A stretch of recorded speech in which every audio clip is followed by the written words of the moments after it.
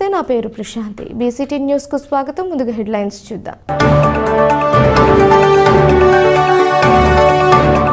అమరజీవి పొట్టి శ్రీరాములు వర్ధంతిని పురస్కరించుకొని రాష్ట్ర ప్రభుత్వ ఆదేశాల మేరకు విద్యార్థులకు పోటీలు నిర్వహించడం జరుగుతుంది. ఉపాధ్యాయులు సాదిక్. రైతులకు గిట్టుబాటు ధర కల్పించేంత వరకు పోరాడుతాం. వైఎస్ఆర్ పార్టీ బాపట్ల జిల్లా అధ్యక్షులు మాజీ మంత్రి మేరుగ నాగార్జున. బాపట్ల పట్టణంలో అత్యంత వైభవంగా అయ్యప్ప స్వామి ఉత్సవం. భక్తి శ్రద్ధలతో పాల్గొన్న భక్తులు.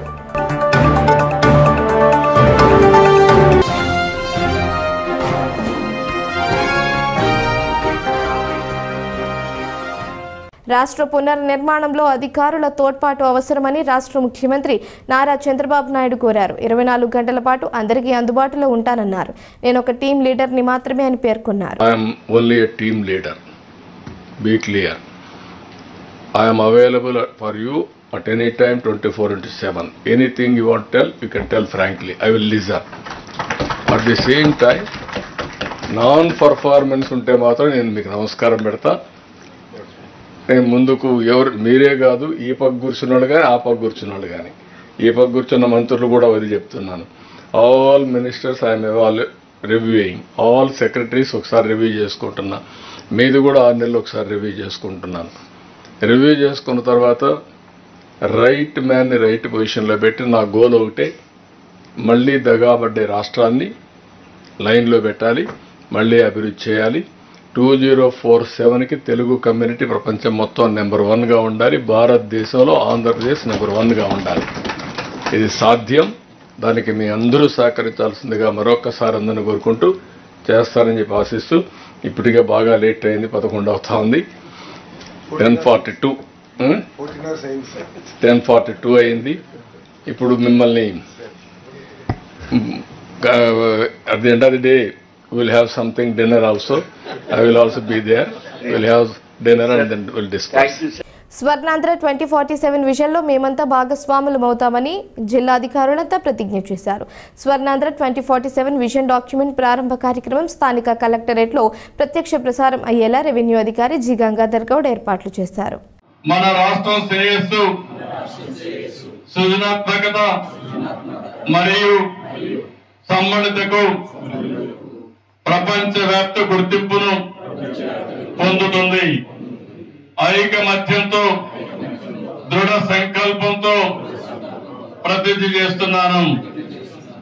ఆంధ్రప్రదేశ్ పూర్తిగా పేదరికం లేని రాష్ట్రంగా తీర్చిదిద్దడానికి సమ్మళిత వృద్ధి, సమాన అవకాశాలు మరియు ప్రతి ఒక్క కుటుంబం శ్రేయస్సుకు దోహదపడడం, సృజనాత్మకతను ప్రోత్సహించడం, వ్యవస్థాపకతకు మద్దతు ఇవ్వడం మరియు నైపుణ్య అభివృద్ధిని ప్రోత్సహించడం ద్వారా సమర్థవంతమైన ఉపాధి అవకాశాలను సృష్టించడం, మన యువత ఎదుగుదలను ప్రోత్సహించడం, వారు ప్రపంచ వేదికపై రాణించడానికి వీలు కల్పించడం, నీటి వనరులను పరిరక్షించడం, ప్రకృతి సిద్ధమైన వ్యవసాయం మరియు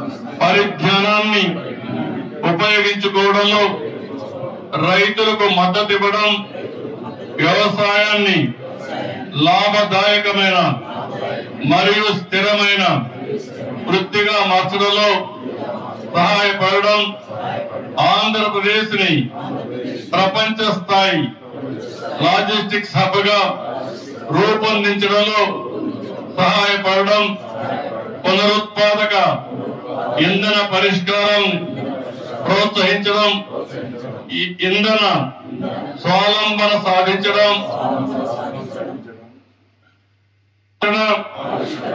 ఉత్పాదక ప్రమాణాల్లో ఆంధ్రప్రదేశ్ ప్రపంచ నాయకత్వం వహించడం, పరిశుభ్రమైన సుస్థిరమైన ఆంధ్రప్రదేశ్ నిర్మించి భవిష్యత్ తరాలకు పచ్చని పర్యావరణాన్ని అందించడం, శక్తివంతమైన సాంకేతిక పరిజ్ఞానాన్ని అవలంబించడం మరియు ఉపయోగించడం ఇది మన సమిష్టి వాగ్దానం.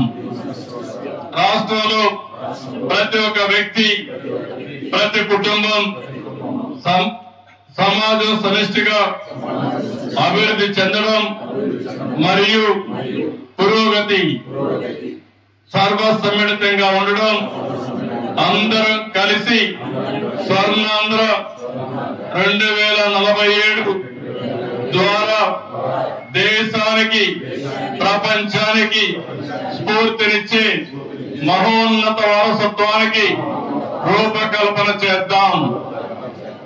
జై హింద్, జై ఆంధ్రప్రదేశ్. విజయవాడలో సీఎం చంద్రబాబు నాయుడు ప్రారంభించనున్న స్వర్ణాంధ్రప్రదేశ్ 2047 భవిష్యత్ ఆవిష్కరణ కార్యక్రమానికి కర్లపాలెం మండలం నుంచి డ్వాక్రా మహిళలు తరలి వెళ్లారని ఏపీఎం శ్రీనివాసులరెడ్డి అన్నారు. కర్లపాలెం మండల సమైక్య ఆధ్వర్యంలో స్వర్ణాంధ్రప్రదేశ్ కార్యక్రమానికి మహిళలు బస్సులో తరలి వెళ్లారు. ఈ సందర్భంగా శ్రీనివాసులరెడ్డి మాట్లాడారు. ఈ కార్యక్రమంలో సీసీలు రాఘవ, శివకోటేశ్వరరావు, డాక్టర్ మహిళలు పాల్గొన్నారు. బాపట్ల కర్లపాలెం నుంచి నారా చంద్రబాబు నాయుడు గారు ముఖ్యమంత్రి గారు స్వర్ణాంధ్రప్రదేశ్ అభివృద్ధిలో భాగంగా విజన్ 2047లో భాగంగా వారి యొక్క పిలుపు మేరకు బాపట్ల కర్లపాలెం యొక్క మహిళా రైతులు అందరూ కూడా విజయవాడకి వారి యొక్క ఆవిష్కరణ నిమిత్తం అని చెప్పని వెళ్తున్నారు. ఇది చాలా సంతోషదాయకమైన ఆవిష్కరణ కోసం మేము బయలుదేరుతున్నాం చంద్రబాబు గారి దగ్గరికి మీటింగ్కి. మాకు చాలా హ్యాపీగా ఉంది సార్ ఎర్లీగా జర్నీ చేయాలి. క్లోరినేషన్ చేసిన మంచినీటిలో లవణాలు, ఖనిజాలు పుష్కలంగా ఉంటాయని ఈటీసీ ప్రాంతీయ శిక్షణా కేంద్రం ప్రిన్సిపాల్ డి వెంకట్రావు అన్నారు. గ్రామాల సుస్థిరాభివృద్ధి శిక్షణ కార్యక్రమంలో ఆయన పాల్గొన్నారు. కర్లపాలెం మండల పరిషత్ కార్యాలయంలో జరుగుతున్న సుస్థిరాభివృద్ధి లక్ష్యాల స్థానికీకరణపై సర్పంచులు, మండల స్థాయి అధికారులకు శిక్షణ తరగతులు ముగిశాయి. ఈ సందర్భంగా వెంకట్రావు మాట్లాడుతూ మనం త్రాగే నీటిలో టీడీఎస్ 100 నుంచి 150, పీహెచ్ వాల్యూ 7.5 ఉండాలన్నారు. ఈ కార్యక్రమంలో MPDO Adduri Srinivasarao, EO RT Ayinampudi Srinivasarao, AO Sumanth Kumar, పశు వైద్యాధికారి రేచల్ దివ్య, ఏపీఎం శ్రీనివాసులరెడ్డి, సర్పంచులు, కార్యదర్శులు, పంచాయతీ సిబ్బంది తదితరులు పాల్గొన్నారు. వాటిలో ఉన్న సమస్యలు ఏంటి, అసలు ఎలాంటి వాటర్ తాగాలి, ఆ వాటర్ మనకు అందుబాటులో ఉందా, ఉండకపోతే ఏం జాగ్రత్తలు తీసుకోవాలి, ఉన్న దాంట్లో ఎంతో కొంత బెటర్గా ఏం చేసుకోవచ్చు అనేటువంటిది కొంత ఉండాలి కదా మనకు అవగాహన. ఏం చెప్పారు ఆర్డబ్ల్యూఎస్ వాళ్ళు? తాగలేదు, ఎవరు తాగలేదు. ఇప్పుడు మనకి 30 సంవత్సరాల నుంచి 30 సంవత్సరాల తర్వాత 25 సంవత్సరాల నుంచి బాగా ఎక్కువైంది మనకి ఈ ట్యాక్డ్ వాటర్ అనేటువంటి. అంతకుముందు ఈ జీవన శైలి జబ్బులు అనేటువంటి చాలా తక్కువ ఉన్నాయి, కానీ చాలా తక్కువ. ఇప్పుడు వాటర్ మన బాడీలో 70%, మోర్ దాన్ 70% వాటర్తో నీళ్ళు ఉంటుంది. మన బాడీ బై నేచరు 7.2 ఉండాలి. మనం చిన్నప్పుడు అందరూ చదువుకుని ఉంటారు. పిహెచ్ వాల్యూ 7.2 ఉండాలి. 7.2 కన్నా తక్కువ ఉంటే ఎసిడిక్ నేచర్, అంటే మన బాడీకి తత్వం. ఇందాక మన వాళ్ళు ఎవరు చెప్పారు 6.5 అని చెప్పారు, దానికన్నా తక్కువ ఉంటుంది. 7.52 అనేటువంటిది మన బాడీ ఉన్నటువంటి పిహెచ్ వాల్యూ. దానికన్నా తక్కువ ఉంటే మన బాడీకి ఎసిడిక్ నేచర్ కిందకి వస్తుంది అది ఆ వాటర్. సో మీరు ఎక్కడన్నా తీసుకోండి, ఇప్పుడు మీరు తీసుకునే మన వాటర్ ఇప్పుడు అంటే సుప్రీంకోర్టు ఈ మధ్య ఇచ్చిన గైడ్లైన్స్ ప్రకారం కొంత అన్ని కొన్ని ఇంపార్టెంట్ పెద్ద పెద్ద కంపెనీలు కొంత టీడీఎస్ కానీ ఈ యొక్క పిహెచ్ వాల్యూ కొంత చేయగలుగుతుంది, కానీ లేవు. నాకు తెలిసి ఇప్పుడు ఉన్నటువంటి మనకి ప్యాక్డ్ వాటర్లో ఒక ఆక్వాఫినా ఒక్కటే కొద్దిగా దాదాపు 5, అరౌండ్ 5.5 అట్లా ఉంది. సో 7.5, 8 ఎక్కడా లేదు పిహెచ్ వాల్యూ. ఎవరు మెయింటైన్ చేయట్లా. సో కాబట్టి అందరం కూడా ఎసిడిక్ నేచర్లో ఉంటే బాడీ ఏమైందంటే మనకు రోగాలు తొందరగా అట్రాక్ట్ అవుతాయి.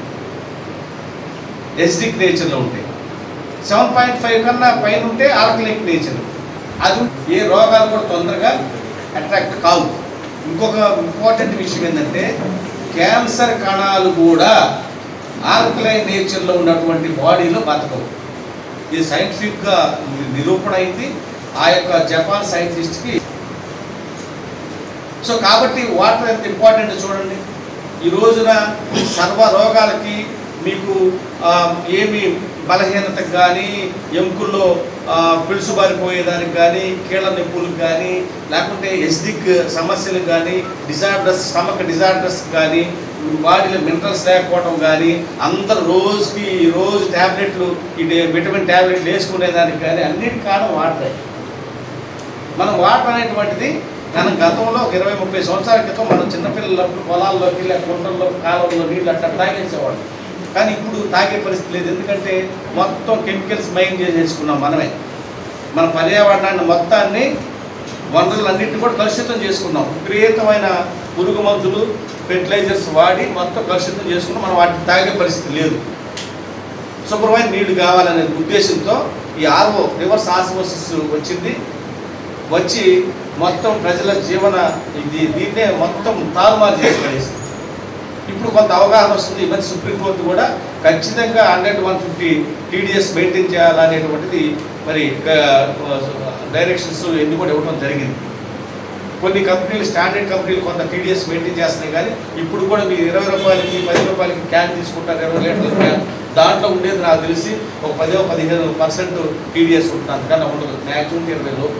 మనకు కనీసం 100 నుంచి 150 దాకా మినిమం TDS ఉండాలి. మనం ఏదో వాటర్, మన గ్రౌండ్ వాటర్ సరిగా లేదు అనే ఉద్దేశం, మున్సిపల్ వాటర్ సరిగా లేదు, లీకేజెస్ అవుతాయనే ఉద్దేశంతో మనం అసలు ఏం లేని వాటర్ను మనం తాగుతున్నాం. ప్రజలు కూడా అదే తాగుతున్నారు. మన అవేర్నెస్ మనకి తెలియదు, వాళ్ళకి చెప్పట్లేదు. కాబట్టి దయచేసి మనం ఇందాక వారు చెప్పినట్టు మున్సిపల్ వాటర్ని కొద్దిగా కాగబెట్టుకొని తాగితే అలా ఎలాంటి ఏదైనా ఉంటే బ్యాక్టీరియా, మన హార్మ్ఫుల్ బ్యాక్టీరియా ఉంటే ఇబ్బంది లేకుండా మినరల్స్ అన్నీ ఉంటాయి. సో అది మీకు చెప్పండి. అదేవిధంగా గ్రౌండ్ వాటర్ అయినా కానీ కొద్దిగా కాగబెట్టుకొని తాగొచ్చు. అక్కడ TDS ఒకసారి చెక్ చేసుకుంటే 400-450 లోపు కానీ TDS ఉంటే ఆ వాటర్ కూడా మన పోర్టబుల్ వాటరే. బాపట్ల పట్టణంలో అయ్యప్ప స్వామి ఉత్సవంను అయ్యప్ప స్వామి దీక్షపరులు అత్యంత వైభవంగా నిర్వహించారు. ఈ సందర్భంగా భక్తులు వివిధ దేవతల రూపంలో వేసిన వేషధారణ భక్తులను ఎంతగానో ఆకట్టుకుంది. అయ్యప్ప స్వామి వారిని ట్రాక్టర్పై అలంకరించారు. అదేవిధంగా స్వామివారిని పట్టణంలోని పురవీధులలో విద్యుత్ కాంతులతో అలంకరించి ఊరేగించారు. మహిళలు, బాలికలు ప్రమిదలు వెలిగించుకుని మేళ తాళాలతో స్వామివారిని ఊరేగించారు. ఈ కార్యక్రమంలో స్థానిక శాసనసభ్యులు వేగేశ్వర నరేంద్రవర్మ పాల్గొని ప్రత్యేక పూజలు నిర్వహించారు. అదేవిధంగా పట్టణ సర్కిల్ ఇన్స్పెక్టర్ అహ్మద్ జానీ పాల్గొని భక్తులకు ఎటువంటి అవాంఛనీయ సంఘటనలు జరగకుండా ఉండేందుకు ప్రత్యేక బందోబస్తును ఏర్పాటు చేశారు.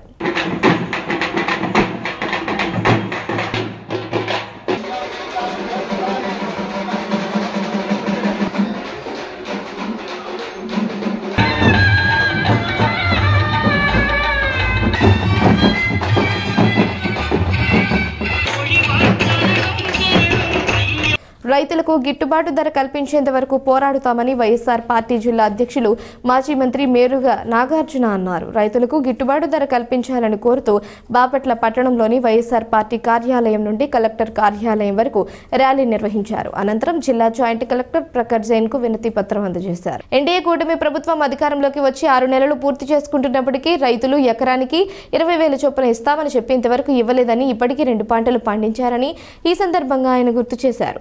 వైఎస్ఆర్ ప్రభుత్వం రైతు భరోసా కింద ఇస్తున్న డబ్బులు చాలవని, ఎన్డీఏ కూటమి ప్రభుత్వం అధికారంలోకి వస్తే 20,000 రూపాయలు ఇస్తామని చెప్పి వాగ్దానం చేశారని, ఇప్పుడు ఆ ఊసే ఎత్తడం లేదని మండిపడ్డారు. ఇప్పటికైనా ఎన్డీఏ కూటమి మ్యానుఫ్యాక్చర్లు ఇచ్చిన 6 పథకాలను వెంటనే అమలు చేయాలని డిమాండ్ చేశారు. రైతులను ఇబ్బంది పెట్టిన ప్రభుత్వాలు ఏవి కూడా నిలబడలేదని, రైతులతో పెట్టుకోవద్దని హెచ్చరించారు. ఈ కార్యక్రమంలో మాజీ శాసనసభ్యులు రఘుపతి, వైఎస్ఆర్సీపీ నాయకులు బసవపున్నారెడ్డి, పార్టీ నాయకులు, కార్యకర్తలు తదితరులు పాల్గొన్నారు.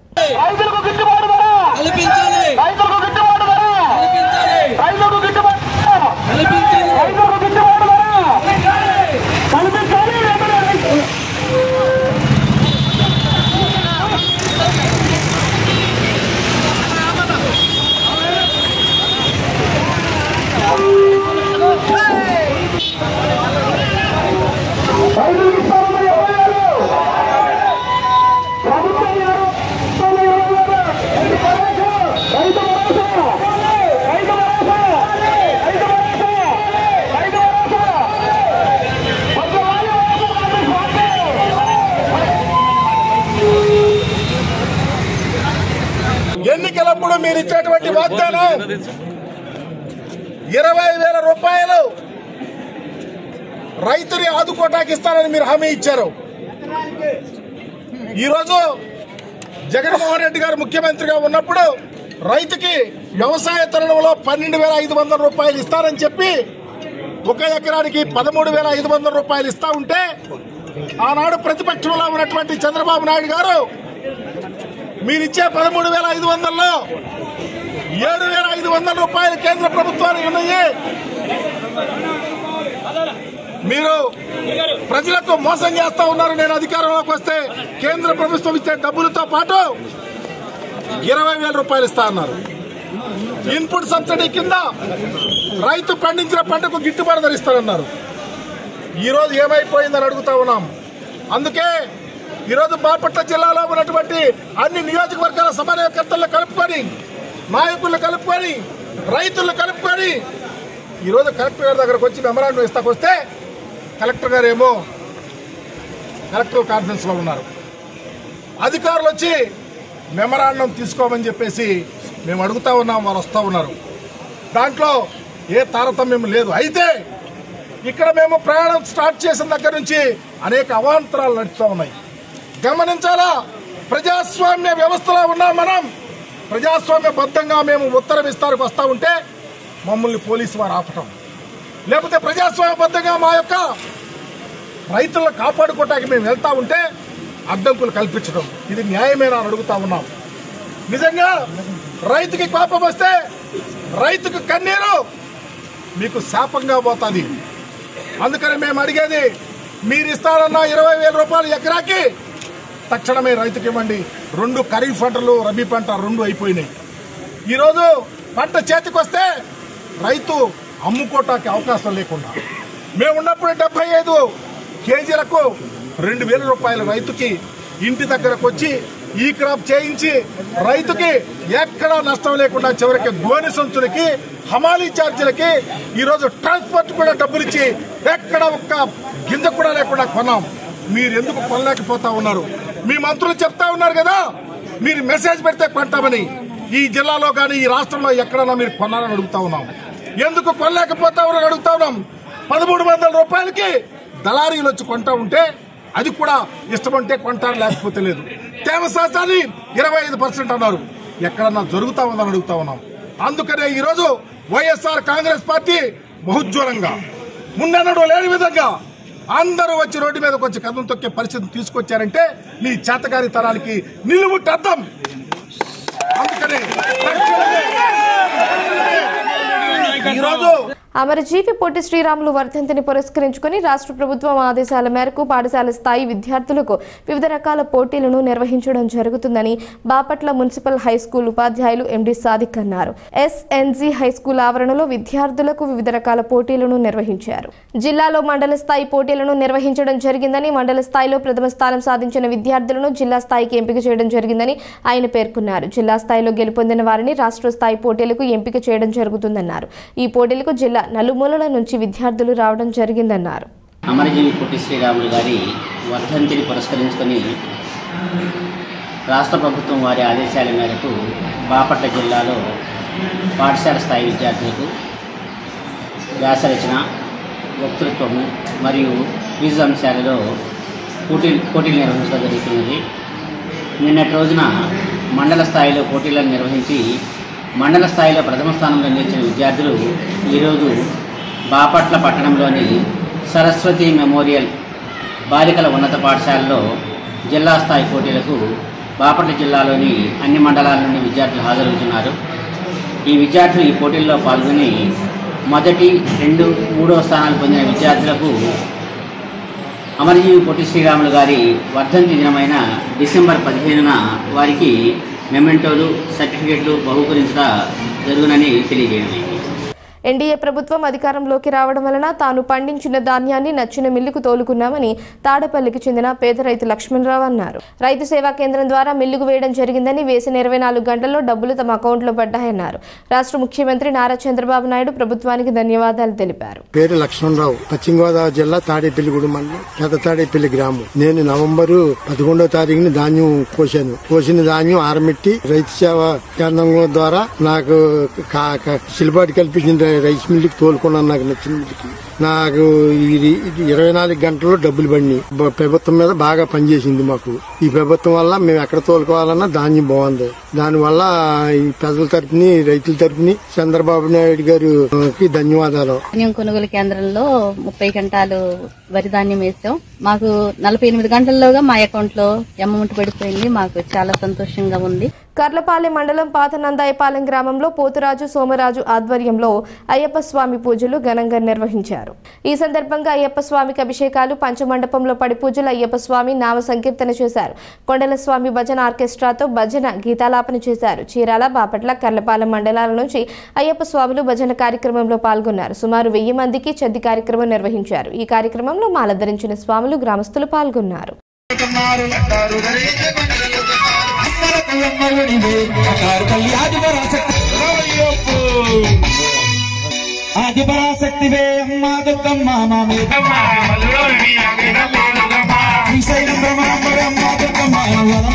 కడప జిల్లా వేముల గ్రామంలో సాక్షి విలేకరిపై దాడికై నిరసనగా బాపట్ల జర్నలిస్ట్ వెల్ఫేర్ అసోసియేషన్ ఆధ్వర్యంలో నిరసన ప్రదర్శన నిర్వహించి స్థానిక తహసీల్దార్కు దాడి చేసిన వారిపై కఠిన చర్యలు తీసుకోవాలని కోరుతూ వినతి పత్రం అందజేశారు. ఈ కార్యక్రమంలో బీజేడబ్ల్యూఏ సభ్యులు పాల్గొన్నారు.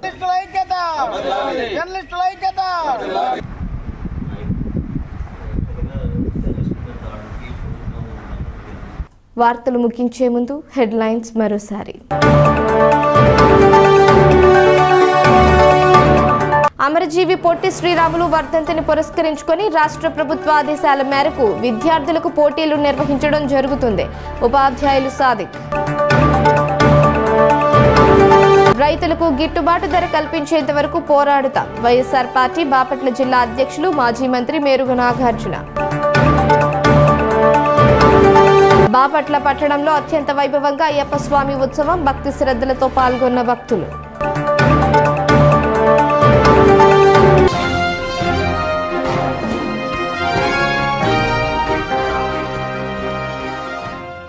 ఈ వార్తలు ఇంతటితో సమాప్తం. తిరిగి ప్రసారమయ్యే బీసీటీ న్యూస్లో మళ్ళీ కలుసుకుందాం. అంతవరకు సెలవు. నమస్కారం.